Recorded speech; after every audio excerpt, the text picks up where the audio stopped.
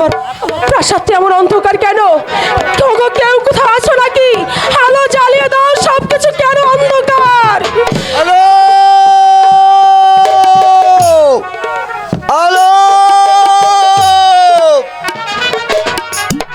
জীবনের আলো চিরতরে নিভে গেছে। আলো স্বামী, এই অভাগীর প্রতি এমন কঠোর দৃষ্টি কেন আপনার স্বামী?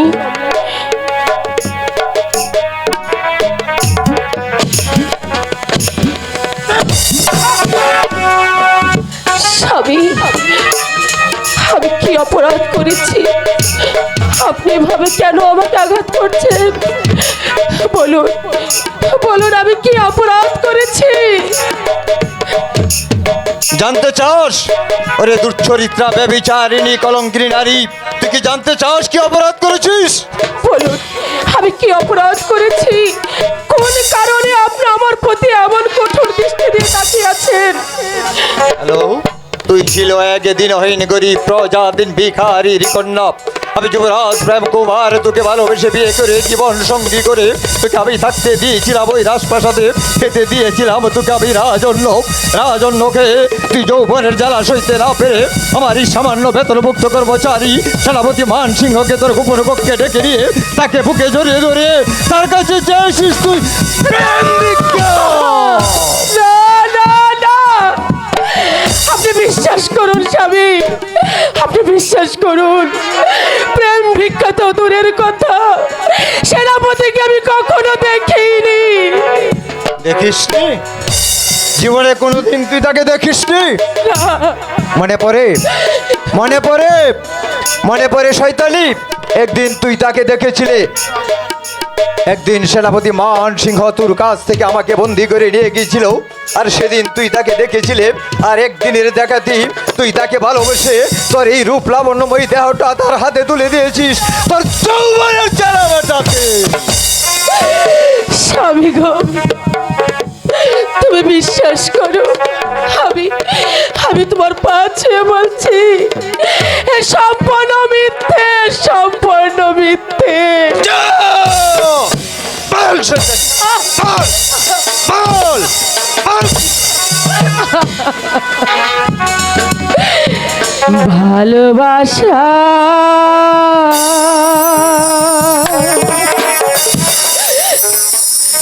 দিয়া বন্ধু রে,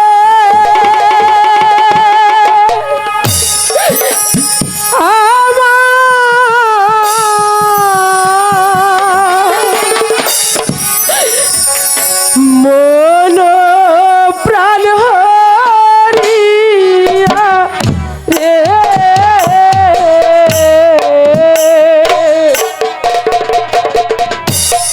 কেন গেলা ভুলিয়া ভালোবাসা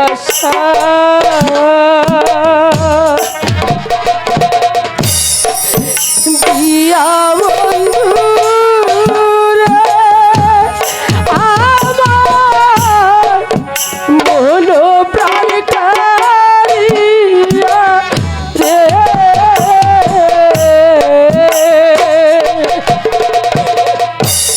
কেন গেলা ভুলিয়া। তোর হয়ে যাও, যাও, বেরিয়ে যাও আমার চোখের সম্মুখ থেকে।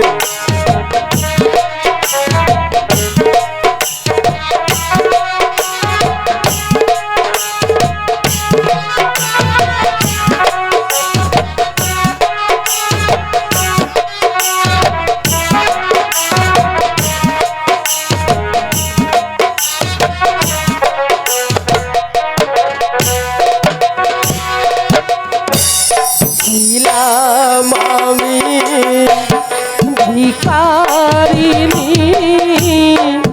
বানায়াছ রাজরানী রে, ছিলাম আমি ভিখারিণী, বানায়াছ রাজরানী রে, বন্ধু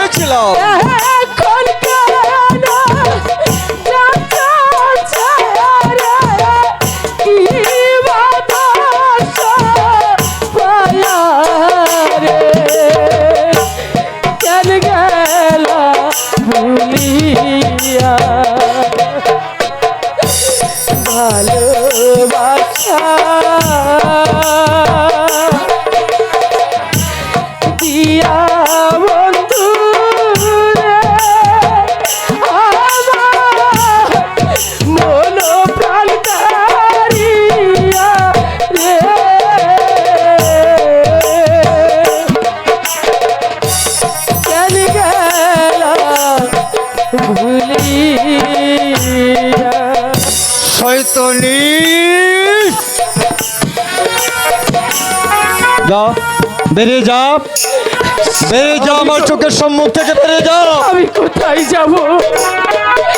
এই পৃথিবীতে আমার যে আর যাওয়ার জায়গা নেই। তুমি আমায় ক্ষমা করো স্বামী, তুমি আমায় ক্ষমা করো। ক্ষমা, ক্ষমা তুই পাবি না শয়তানি, ক্ষমা তুই পাবি না।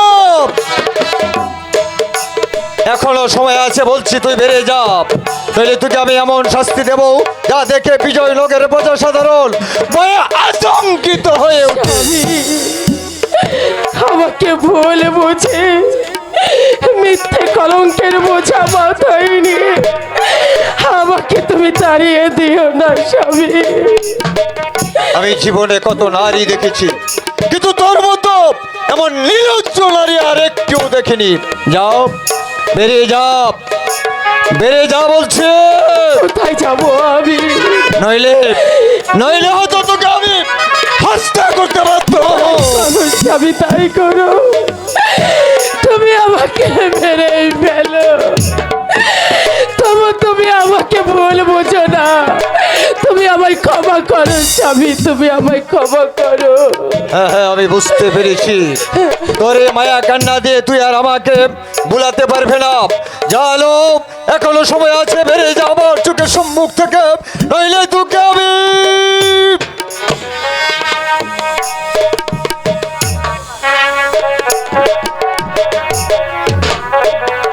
যাও, বেরিয়ে যা বলছি।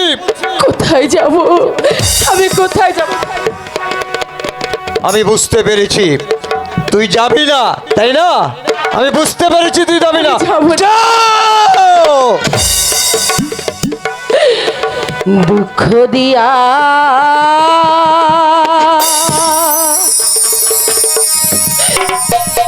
সুখ যদি পাও রে বন্ধু, যত খুশি ব্যথা দিয়ে যা।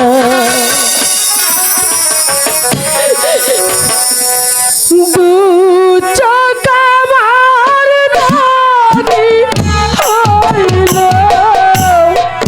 দু চোখ আমার নদী হইল,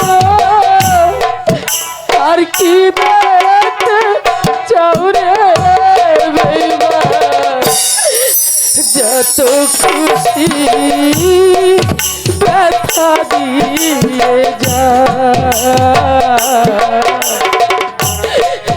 দুঃখ দিয়া সুখ যদি পাও রে বন্ধু, যত খুশি ব্যথা দিয়ে যা। যাও, বেরিয়ে যাও, বেরিয়ে যা বলছে।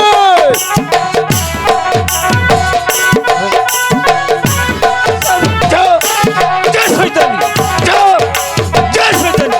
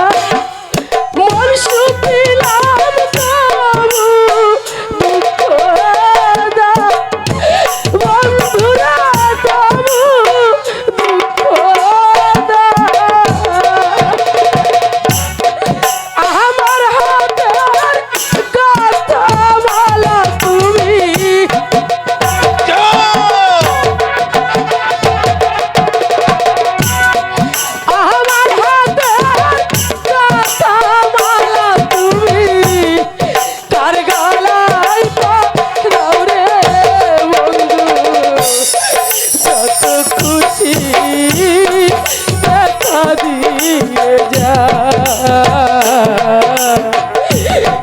দুঃখ দিয়া সুখ যদি পাউরে বেইমান যত খুশি ব্যথা দিয়ে বেরিয়ে যাও, বেরিয়ে যাও। চল যাবে কি?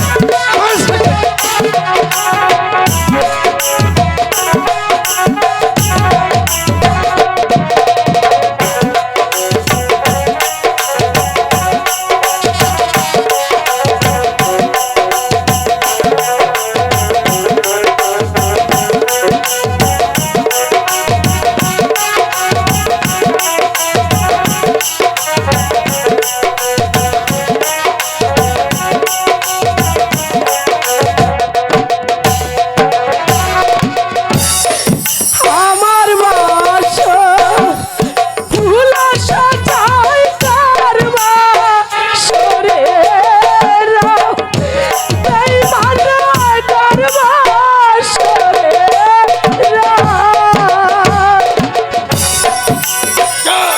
বেরিয়ে যাও, বেরিয়ে যাও, যাও, বেরিয়ে যাও। আমার বাসা ফুল সাজাই কারবা সরে বন্ধুরা কারবা সরে আমার বুকে ব্যথা দিয়া তুমি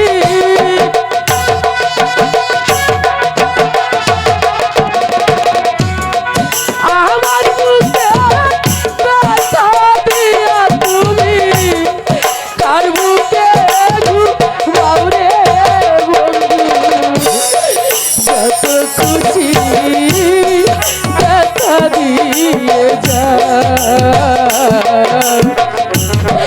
দুঃখ দিয়া সুখ যদি পাও রে বেইমান যত খুশি ব্যথা দিয়ে যা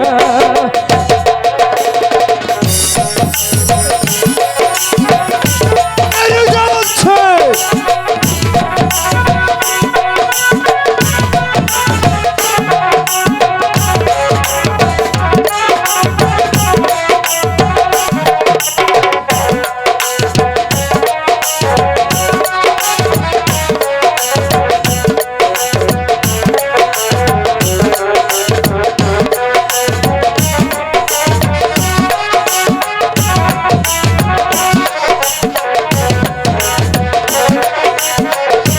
যাও, বেরিয়ে যাও।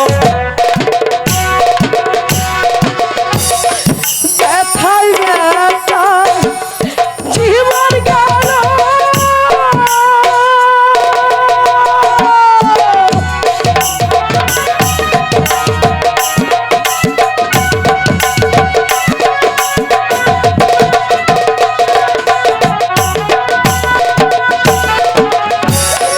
ব্যথায় ব্যথায় জীবন গেল ভাষায় দুঃখের নাম বন্ধুরে ভাষায় দুঃখের নাম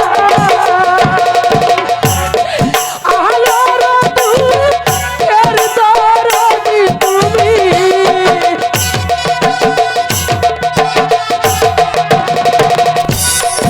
আলোর দুঃখের দরদি তুমি উঠবনে এলো আউরে বন্ধু যত খুশি ব্যথা দিয়ে যা দুঃখ দিয়া সুখ যদি আউরে বেইমান যত খুশি ব্যথা দিয়ে যা তু চকার নদী হইল তু চকার নদী হইল আর কি দেখতে যাও রে বন্ধু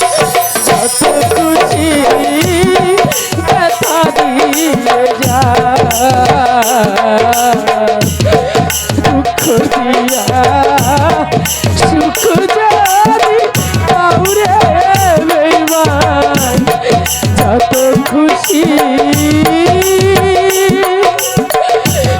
ব্যথা দিয়ে যা।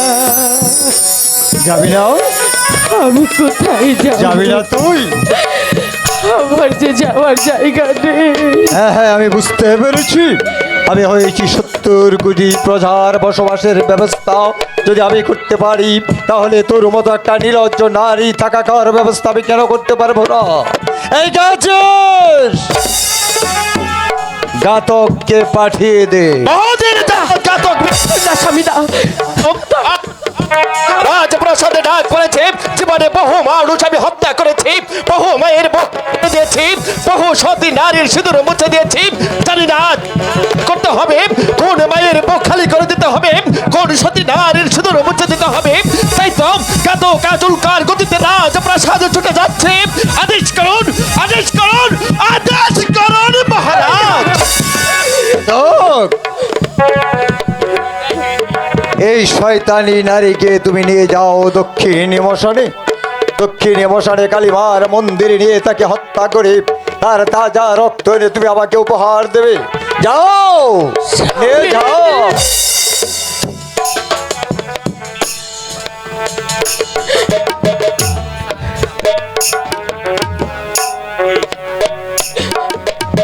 মহারাজ, আপনি ঊর্ধ্ব মূর্তি ধারণ করে সিংহাসনে বসে আছেন, আর আমার মায়াবিনী মা দুলাই লুণ্ঠিত হয়ে পড়ে আছে।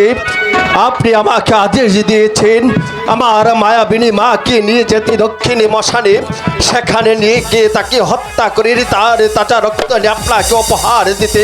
কিন্তু একটি বার কি জানতে পারি মহারাজ, আমার এই মায়াবিনী মা এমন কি অপরাধ করেছে যার জন্য তাকে হত্যা করতে হবে। ঘাতক! তোর সাহস কম নয়। সামান্য ছোট জাত ঘাতক হয়ে তুই বিজয়নগরের বাধ্য বিধাতা যুবরাজ প্রেম কুমারের কাছে তুই কৈফত চাচ্ছিস? না মহারাজ, কৈফত চাইনি মহারাজ, কৈফত চাইনি। আমি হয়েছি আপনার বেতনভোগী কর্মচারী। ঘাতক ছোট জাত মানুষ হত্যা করাই আমার কাজ। তাই তো আপনার এবং আপনার পিতা মোহের আদেশে আমি শত শত মানুষ হত্যা করেছি। কোনো দিন কোনো কৈফত আমি চাইনি, আজও আমি কৈফত চাইব না। কিন্তু মহারাজ, একটিবার এই ছোট জাত ঘাতক জানতে চায় আমার এই মায়াবিনী মা এমন কি অপরাধ করেছে যার জন্য তাকে হত্যা করতে হবে। তুই কি শুনতে চাস ঘাতক? হ্যাঁ, আমি শুনতে চাই। তাহলে শোনো ঘাতক। আলো ছিল আগে দিনহীন গরিব প্রজা দিন ভিখারির কন্যা। আমি যুবরাজ প্রেম কুমার তাকে ভালোবেসে বিয়ে করে তাকে থাকতে দিয়েছিলাম ওই রাজপ্রাসাদে, খেতে দিয়েছিলাম তাকে রাজন্য, সুখ শান্তি আর ভালোবাসায় ভরপুর করে দিয়েছিলাম তার জীবনটাকে। তারপর সে আমার চোখে ফাঁকি দিয়ে আমার এই সামান্য বেতনভুক্ত কর্মচারী সেনাপতি মান সিংহকে তার গোপন কক্ষে ডেউকে নিয়ে যৌবনের জ্বালা মেটানোর জন্য তাকে বুকে জড়িয়ে ধরে তার কাছে চেয়েছে প্রেম ভিক্ষা। না মহারাজ, আপনি যে কথাটি মুখ দিয়ে উচ্চারণ করেছেন তা স্বয়ং আপনি বিশ্বাস করতে পারেন, বিশ্বাস করতে পারেন রাজ্যে লাখ কোটি প্রজাগণ, বিশ্বাস করতে পারি আকাশ বাতাস চন্দ্র সূর্য, বিশ্বাস করতে পারি আপনাদের 33 কোটি দেবতা। কিন্তু আমি ছোট তোকে কথা বিশ্বাস করি না। হ্যাঁ মহারাজ, আপনার এই কথাটি শোনার সঙ্গে সঙ্গে আমার পা কাঁপছে, মাথাটা ঘুরছে, মনে হচ্ছে এই মুহূর্তে পৃথিবীটা রসাতলে যাবে। মহারাজ, আমার মনে হচ্ছে আপনি ভুল করছেন। আমার মন বলছে আপনি একটা চলপ্রান্তর ষড়যন্ত্র। তুমি হয়েছ আমার সামান্য বেতনভুক্ত কর্মচারী। আমি তোমাকে যখন যা আদেশ করবো তা পালন করাই তোমার কাজ। যাও ঘাতক, এই মুহূর্তে তাকে তুমি আমার চোখের সম্মুখ থেকে নিয়ে যাও। হ্যাঁ মহারাজ। নইলে আমি নিজেই তাকে না হত্যা করে ফেলবো। না মহারাজ, তা করতে হবে না মহারাজ। আমি তো ঘাতক, আপনার বেতনভোগী কর্মচারী, আপনার আদেশ পালন করাই আমার কাজ। তাই তো এই মুহূর্তে আমার এই মায়াবিনীকে নিয়ে যাব সেই দক্ষিণী মশানি, আর সেখানে তাকে হত্যা করে তার তাজা রক্ত আপনাকে উপহার দেব। হ্যাঁ হ্যাঁ, নিয়ে যাও ঘাতক। এই মায়াবিনী রাক্ষসী নারীর তাজা রক্ত আমাকে উপহার দিলে তার এই তাজা রক্ত দিয়ে আমি বিজয়নগরের মস্তকটাকে ধুয়ে মুছে কলঙ্ক মুক্ত করবো। নিয়ে যাও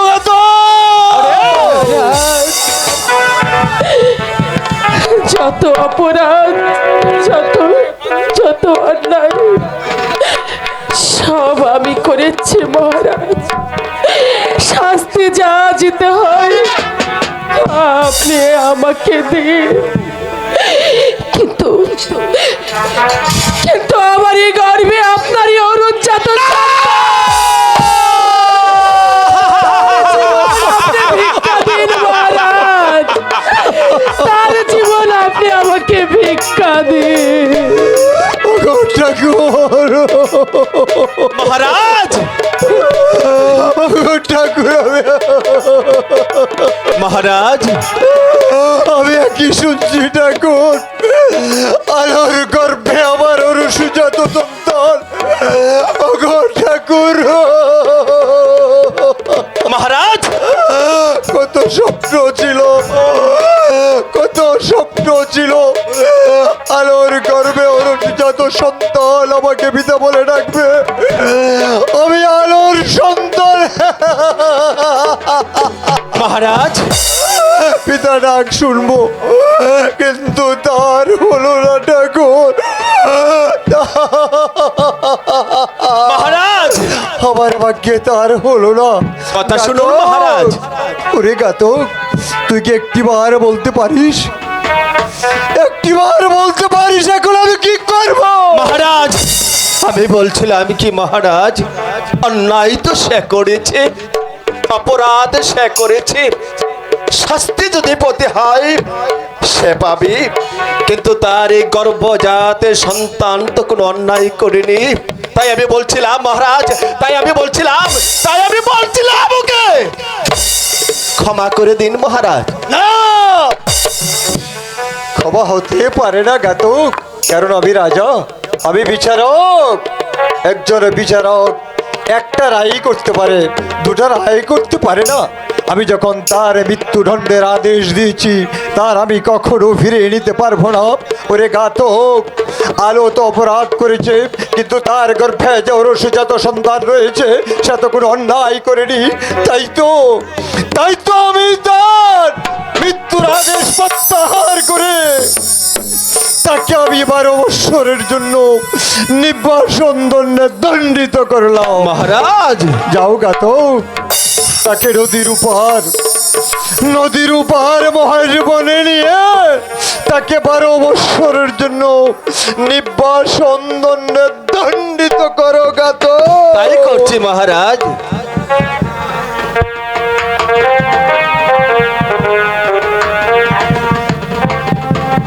ঘুমা, কাঁদছিস মা? কাঁদিস রে মা, কাঁদিস রে। কাঁদলে কি হবে রে মা? তোর কান্নায় হিমালয় পর্বতে ভেঙ্গে চৌচির হয়ে যেতে পারে, কিন্তু মহারাজের মন এতটুকু ঢলবে না। কি করব মা? আমি তো হুকুমের গোলাম, ঘাতক, ছোট জাত মানুষ হত্যা করাই যে আমার কাজ। তাই তো আজ আমি তোকে নিয়ে যাচ্ছি মহারাজের আদেশে ওই দক্ষিণ মহাসাগরের ওই পারে আমি তোকে নিয়ে যাব। সেখানে তোকে জনমের মতো বনবাসে দিয়ে যাব। আয় মা, তুই আমার সঙ্গে চলে আয়।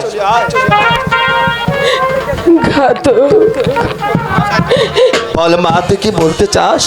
শেষবারের মতো মহারাজকে একটি প্রণাম আমাকে করতে দাও।